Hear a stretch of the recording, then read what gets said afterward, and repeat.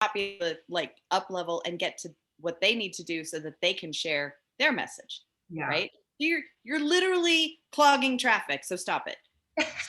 I literally hit record in the middle of that because I'm like, this interview starts now because I'm getting like golden coaching nuggets right now. Okay. And I'm going to So yeah, preface no, that. so yeah, you just here's the thing. Not everybody is your audience. Not everybody is your client. That is perfectly fine. You cannot save them all. You cannot save the people that don't want to be saved. You cannot save the troublemakers. You really can't. You don't have to go to every fight that you're invited to. And I should know because I start fights on them. Literally do. Okay. My thing, especially on my Facebook page, is I have deeply held beliefs. You are welcome to try and change my mind with logic, reason, facts, and passion. I Yes. absolutely welcome respectful debate. The minute you use the C word or start going off, blocky finger comes out, fuck off. So Yes. I have literally had conversations which, believe it or not, were seriously respectful and fact filled, a million comments and only 6 death threats, and only like 5 people needed to be blocked. Well, that is the perfect introduction to you, my love, my namesake, Ashley, Adryenn Ashley, who is clearly a master social influencer, and that's why I brought you on the show. So Yeah. welcome and thank you so much for being here. And I'm just so excited to get into your words of wisdom for these entrepreneurs Thank who you. are trying to build know, like, trust to make, that's what we're going to talk about today, making that sales call easier by really being brand you, developing the relationship with the people who are going to resonate with you. And then the conversion call is like easy. Super easy. Super. They're already a yes by the time you get to the call if you do it my way. And my way is basically not everybody is your client. You Right. actually need to turn off the people who would be horrible for you, right? So I used to get this coaching where they were like, oh no, you can't say that. And I'm like, why can't I say that? Like, they're like, oh, you can't swear. I'm like, have you met me? I can't not swear. I'm gonna try really hard not to swear when I'm in a room full of religious people because I've been told ahead of time that this is like the Catholic Church, don't swear. And I'm gonna try really hard, and I still guarantee them at some point the F-bomb or something might come out, and I'm seriously really trying hard. But I swear a lot. And so my people are not people that are offended by that, which Yes. is why I said, the mantra of fuck off. Yes. So because here's the thing, if you can't own your awesome and your words and your beliefs and know that you are absolutely on fire and doing the right thing and on the right path, nobody's going to believe you. Okay. Because it's going to show. Your doubt in yourself is going to show. So pick your lane. I have 10 lanes. You can pick more than one. Once you figure out how to be a multipreneur, you can pick more than one. But pick a lane to start to practice this. Okay. It's not difficult, but here's the thing. Not everybody's going to like you. Yeah. Yeah. So So what? what is the benefit of, and I think I know the answer to this, but what do you feel is the single biggest benefit of being authentically yourself besides, getting, enrolling in your dream clients? But So why is that so important? your audio literally went weird. Like it's now an echo and not going through the microphone anymore. It's like going through a microphone in the room next door. Can you hear me now? Is it the same or Yeah. is it? No, now it's better. Okay, It good. was like you were What just is a that? little too far away. I had it way over here. It probably freaked out because I moved it closer. So It did. It freaked out. It stopped working. Now it's good. Okay. good. Sorry. Okay, so the question was, what is the single biggest benefit of being No, you gotta get closer to it. Your totally? mic, your mic literally only works 12 inches away from it. Really? Okay, like Yeah. that. See, that's perfect. Okay. I'll just keep it right. I'll just talk into it just like that. There you go. Yeah. Because otherwise it's not picking you up. Oh, that's so weird. Okay. Yeah. So I'll ask that question one more time.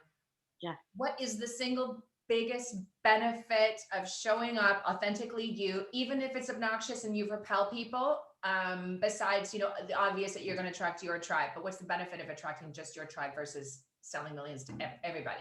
So here's the thing. Have you ever had to do like 50 sales calls and then your rejection rate is like 90%? Okay. So then those 5 people who say yes, those are your people.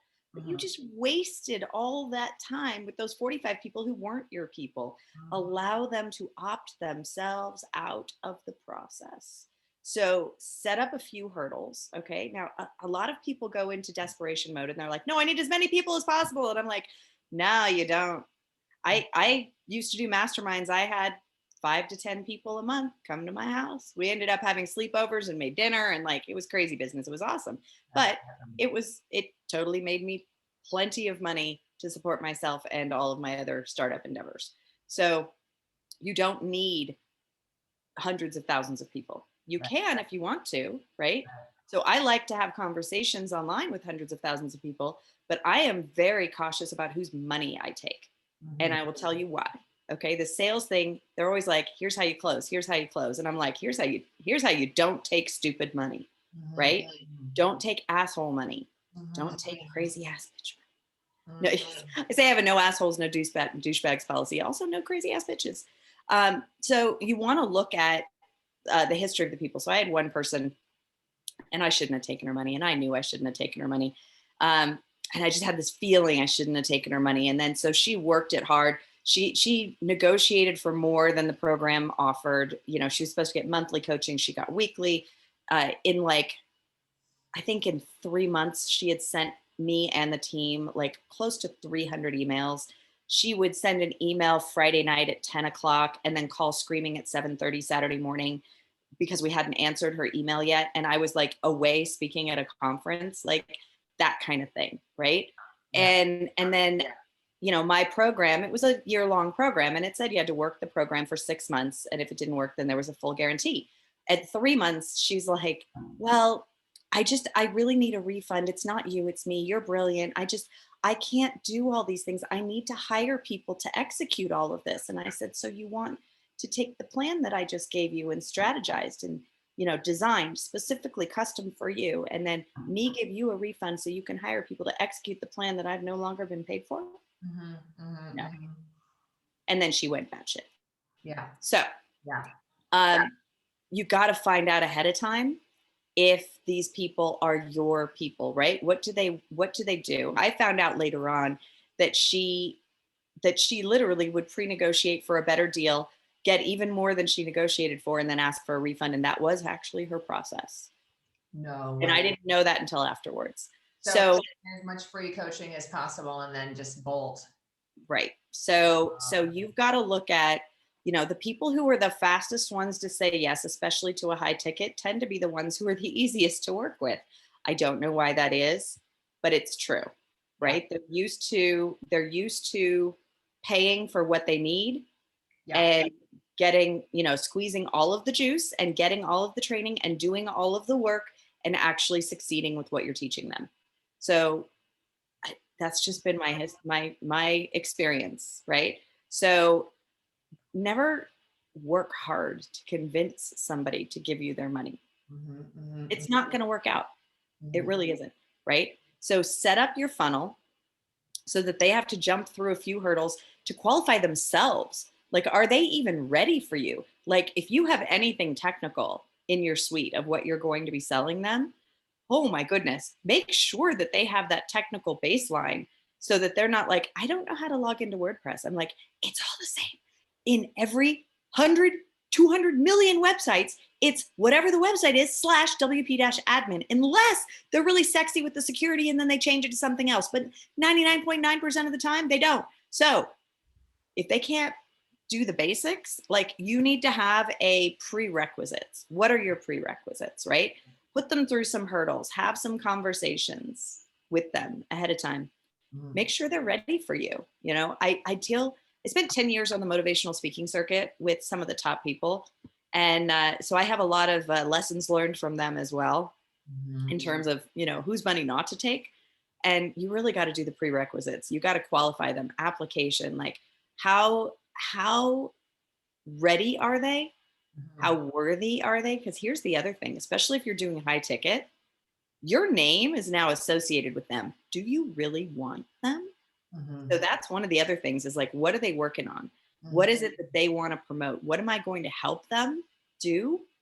Right. And it's one thing if it's like, okay, so they have chronic pain. and you're a holistic practitioner and you're going to take the pain away. Awesome. Way less qualification, right?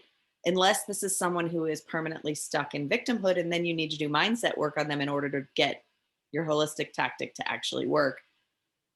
You got to assess your people, right? Now, who you're talking to. What do you consider high ticket? What's your sort of range of, because some people feel like 3 to 5,000 is high ticket, you know. No, I know there's coaches that's $5,000 just to talk to me. Not high ticket. I consider high ticket like 25,000 and above. Although a lot of people in the industry do consider 6,000 and up to be high ticket. I'm kind of in your frame of mind. The thing that you know, I wonder is once you start to get into the 25 and up, or, you know, there's coaches out there charging 100,000 a year for their coaching. You know, at that level, do you feel like, you know, kind of like the lady you were talking about before, like they own you, you know, a little bit, like how much do you want to show up for someone at 100 grand a year for coaching? Now we're talking about boundaries. Right. Right. Right. And boundaries are, and I'm too nice. So this is why I have found that I need a COO cock blocker for those programs. Gatekeeper. A gatekeeper, yes. But it has to be someone in a C-suite, not an administrative assistant that will get walked all over. Right. It has to be someone in a position of authority.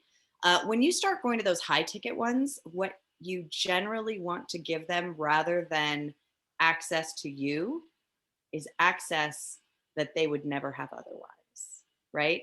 So experiences, events, you know, pre-COVID, those $100,000, you know, and Tony Robbins is a great example, right? Yeah.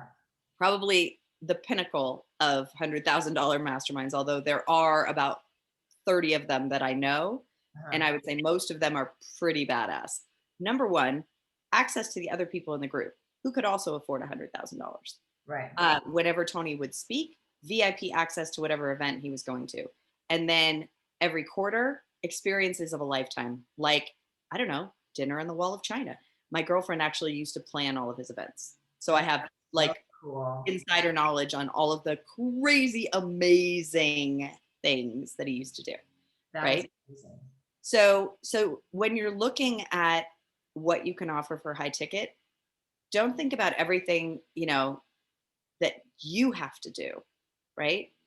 What are some of the doorways that you can open for them that they can do for themselves simply because you now got them in the room? Interesting. So now it's no longer just a coaching service that solves one problem. It's now a networking. Right. So I'm an influencer, right? So one of the things I do for my clients is I elevate them. How? Because I basically introduce them to my audience. I usually put them on a stage next to me, anoint them as the expert and somebody that people need to know. And all of a sudden, boom.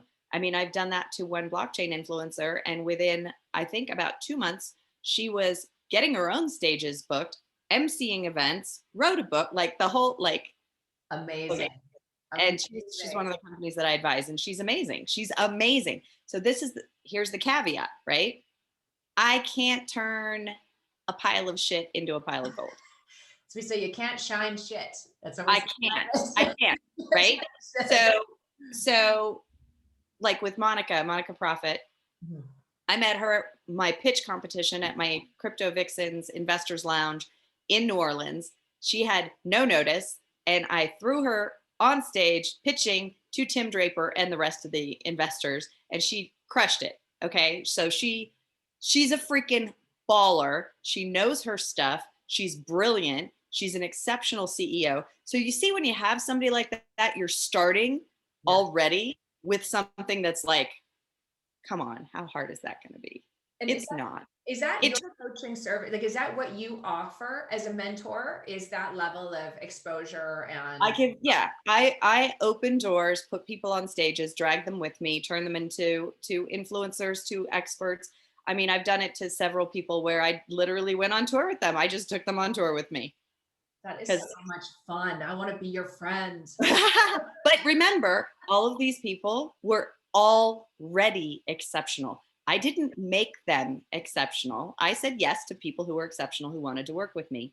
because I vetted them and I'm like, what can I do for this person? Right. So Yeah. you got to be really honest and upfront about what can you do. Right. So, like I said, with Monica, it was literally sticking her on a couple of stages and saying, she's the best at this. She's the best at this. And then she showed up and she rocked, proved that of course I was right, because I'm never wrong. You know your I stuff. mean, let me just put it this way. My brand promises, if I say you're awesome, it means I've already done my due diligence and you're awesome. So people just accept it as gospel. And then you're off and running, right? Awesome. So she already could. Do you know what I mean? I didn't make her awesome. She was awesome. All I did was let everybody else know she was awesome. And then whoosh. Amazing. Amazing. Amazing. So Yeah. how did you get your start from, I want to hear your background a little bit. This is totally selfish, but I want to know how As a young Black girl. No.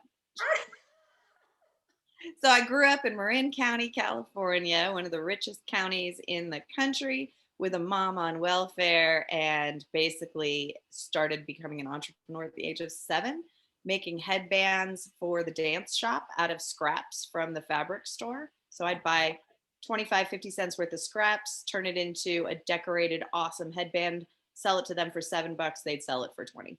Was it like the 80s Olivia Newton-John style? Oh yeah. Oh yeah. Oh yeah. Oh yeah. Actually, it was the 70s. So do you think entrepreneurship is something that you're 1975. It was 75? Oh, disco. we're going way back. Oh yeah, no, I'm old. I just don't look old. Do you think entrepreneurship is something that you're born with, or is it something that you can develop? I think it's harder if you have to develop it. Mhm. I think entrepreneurship comes from early childhood struggle or desire, or there's something, right?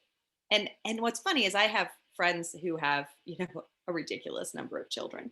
And so they're like, I'm not paying for your college. So all these kids have literally been entrepreneurs their entire life, but of course their parents were.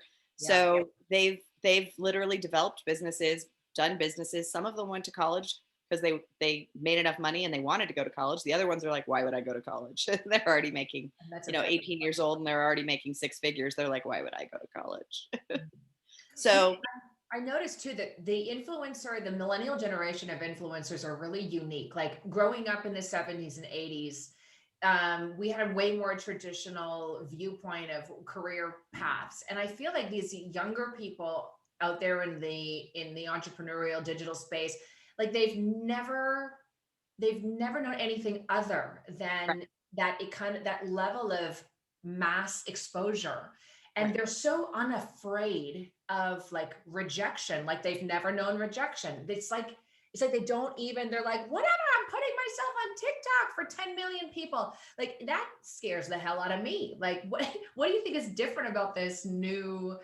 generation, but the last, to 15, 20 years of this like digital generation? They're crazy, right? No, they're not crazy, but you nailed it. It really is, environmental. Yeah. So when we grew up, so my grandfather used to get on me because I would take a job, max out that position, and then move companies and move up like 2 tiers on the rung of the Right. ladder, right? And then max out that position and I'd bounce, right? And his whole thing was, you're supposed to work for a company for 50 years and have a pension and a retirement. I'm like, that's not how that works anymore, Yeah. right? Yeah. And so nowadays, the majority of them, they want to be insta famous. They want to be an influencer. That's their job goal that they would like to do. Less than fireman, doctor, astronaut. They Yeah. want to be an influencer. And what's interesting to me is a lot of the younger ones that I talk to, when I ask them, why do you want to be famous? Why do you want to be an influencer? A lot of them actually have some kind of social impact, something that they care about, that they want to use their influence to fix a problem. Right. So it's not just about being famous. Right. So we look at it and we think, oh, they're all vapid, and they just want to be famous for surface level appeal. But no, actually they want the power that comes with the influence. And this is what I don't think people our age understand, is that by not putting yourself out there, by not spreading your voice, someone needs to hear what you have to say. Mhm. And if you don't say it, then they don't have permission to say what they need to say. Mhm. And the trickle down effect is the world doesn't change for the better. So you got to get off your ass and do it. Like, you owe it to the rest of the world to at least give it a shot.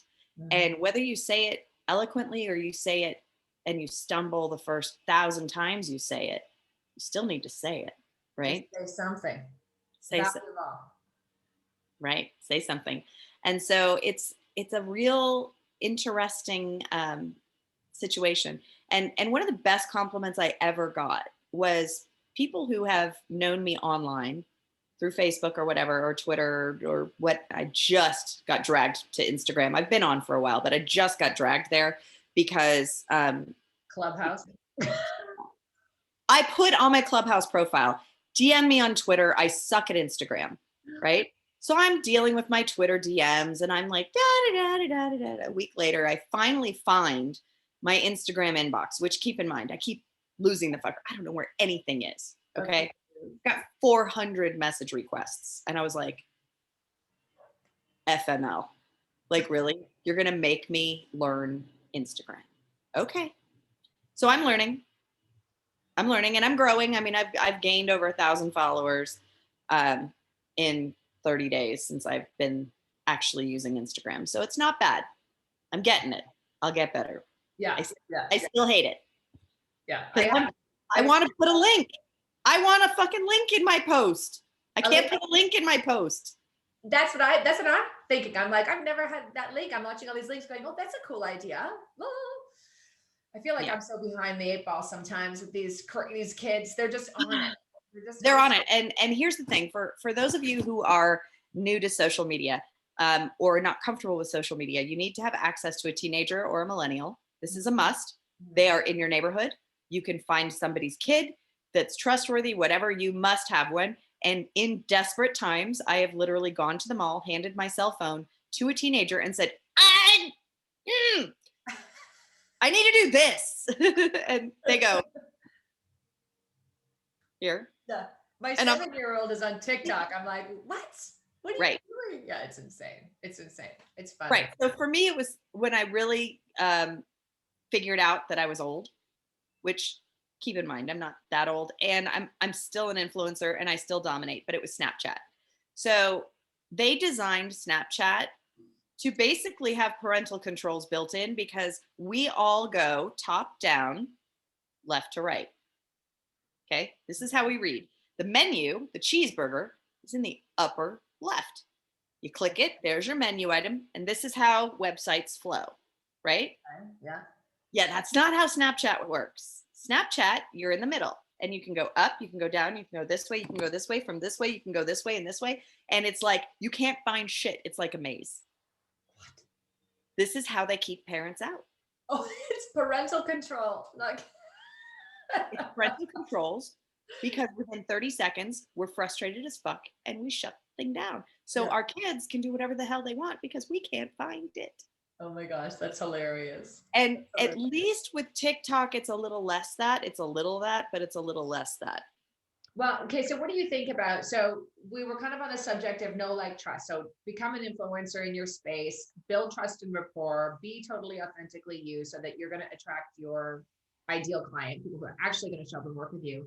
Yes. But what about all these platforms? Like, do you pick a platform and just dominate on that platform? Because I get totally overwhelmed with what repurpose your content in the freaking day does the person have? Like, well, apparently 40 hours a week for Clubhouse is average. Guilty, right? Repurpose your content. So there are a lot of platforms that I use where I can produce one video and turn it into 5 different sizes very easily, and do the same thing with the graphic images that I use. So then I post, the right size for Instagram, the right size for Facebook, the right size for Twitter, the right size for LinkedIn. And I have a cloud platform that I put my clients on it's my enterprise platform that literally hooks up to all the social media platforms at once, can post everything at once, and then it'll aggregate all of the comments so you can literally reply in one space. That makes it easier, right? So it's all about the tools. That's the big thing. So when I'm turning somebody into an influencer, the very first thing I do is make sure that we get all the tools set up. We make sure all the platforms are integrated. We make sure that they've got their sales funnel. SociaTap is my favorite link for your social media because you only get one link in Twitter and Instagram. Okay. And Sociatap, if you go to, it's social without an L, tap. So sociatap.com Okay. /Adryenn, Adryenn. You can see it, and it's super easy. It's a microsite. I can change up the links super quick. I can literally have links preset, and I just have them hidden until I need them when I'm on doing a particular room or opening up an offer, and I'll unhide that link temporarily. Be like, for 10 minutes, you got to go here, and then for the next 10 minutes, this is open. So if you want whatever, you got to go get it now, and then I'll hide the link 10 minutes later. What types of offers do you offer? Like, what is your wheelhouse right now in your career? So You've done a lot of things. I own Yelp-sucks.com. So I do a lot with small business and reputation management and people being, unfairly destroyed by their competitors. I took one business. She had the same Google partner for 14 years. She was paying $20 a click. She was getting crushed by competition. It just wasn't working. And so I took over. He was a douche. I took over, did everything, got her clicks, her search clicks down to $1, her Gmail and her display ad clicks down to 3 to 11 cents, built up her organic traffic and SEO to 80% organic, which that was actually what was converting to business the most. Okay. Was the organic traffic, right? Because if you look at most businesses, they also don't have their analytics set up correctly. And if you don't have your analytics set up correctly, then your ads don't know what the heck they're doing because you haven't told them what to do, right? So your genius zone right there. So working with entrepreneurs is getting all of their I get their digital footprint dialed in and design an influencer strategy for them to attract the right people with a sales funnel that puts them through all these little pre hurdles so that they're giving the content that everybody needs for free, right? Just let them have it. The people that are interested in them, have them go through another little process where they get a little bit more, but they're tested to make sure that they're the right kind of person that you actually want to work with. And then put them through the sales process. And your sales process looks like what? Walk me through that before we. It all depends. I So just pick your brain all day. I love this. yeah. So for me, it's an application process, right? Like so here's the thing. And this is how I kind of qualify people too. So on Clubhouse, I do these rooms. I call them Stump the Bunny because my title used to be Chief Idea Bunny. It's a long story, but love it. You used to play Stump the Bunny for like 10 hours at a shot at my events. So I just sit on stage and people would come up and they'd ask me questions and I would answer them. Like, I still haven't been stumped. You got an answer for everything. I got an answer for everything. It's because I channel it. It's not mine. And they're like, wait, what did you just say? I'm like, I don't know. That just came out of my mouth from the universe for you. That was a gift. You didn't record it. I'm sorry. Yeah. I don't know what I just said. I love that. I love that. So, it's like I say, I'm not woo-woo, but I have woo. And like somebody pitches me an idea for an entrepreneurial endeavor, I either get a blueprint in my head or I don't. And it's really weird because I usually do, but sometimes they'll pitch me and I'm like, that's not a thing. That's like, what do you mean that's not a thing? I'm like, I got nothing. That's literally means that's not a thing. Wow. It's like, don't do that. There's literally nothing I can do with that. It's not a, that's so crazy. It's a mismatch. That just actually happened with one entrepreneur. She's doing like human capital kind of stuff, but really it's more like making sure your employees' mental health is good to increase productivity and all that other stuff. But the way she kept pitching it, I'm like, no, they're not going to buy that. They're not buying that. They're buying bottom line results. They're buying productivity. They're buying less turnover. They're buying, they're not, to get them to buy culture is like not when we're in COVID desperation mode. Yeah, no, it's bottom line. So you got to bottom line it, right? And you got to use this and you got to use these images and you got to talk to people. Like there's a way to write and speak to certain kinds of people, right? And if the decision makers are the corporate types, right? You need bullets, bottom line it, right? Don't give them paragraphs of esoteric emotion because you're literally going to make their eyes roll in the back of their head. Those are not your people. If you want to sell those people, there is such a thing as selling them what they want and giving them what they need. And I do that to some people because I see what they need, but they're so focused on, I want this, I want this, I want this. And I'm thinking, yeah, that ain't it. but they don't know. They don't know what they need. Yes, I can totally relate to that. They know what their problem is. That's the other thing when you're selling. Uh, Sell the solution to the problem. Don't You can tell them what, just not how, right? Right. But when you're doing the search engine optimization and when you're marketing it, they know what their problem is. They experience their problem and the pain of their problem every day. They don't know what the solution is. Or they wouldn't be Googling the problem. Exactly. Awesome. Tell us about your exclusive gift here for our audience. So I have a brand. I have a brand strategy assessment. Basically, looks at who you are online, how you show up, and then how do you want to show up. And then there's a little piece at the end that if you do it correctly, and I think I'm going to make a video about these things because I have them on paper and I used to do them live at my events. And the last piece of it, I have tissue strewn about because people realize, oh shit.